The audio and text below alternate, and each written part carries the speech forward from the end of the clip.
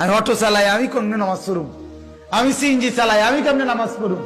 আমি দোয়ানদারি করি, চা দোয়ান, হুজুর আমার সময় কোবা? কি আলাপ, কি আলাপ! আপনি বাজার করেন কেমনে? আপনি রাইতে ঘুম যান কেমনে? আপনি পেশাব পায়খানা করেন কেমনে? আপনি সকালের নাস্তা খান কেমনে? আপনি দুপুরের ভাত খান কেমনে? আপনি বিকালে মোগলাই পরোটা চা খান কেমনে? আপনি রাইতে ভাত খান কেমনে?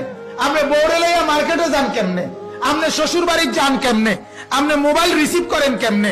আপনি বন্ধুদের লগে আড্ডা মারেন কেমনে? হিডি করেন কেমনে? কি রে ডাকাত, এগুলো করেন কেমনে? কথা বলেন না।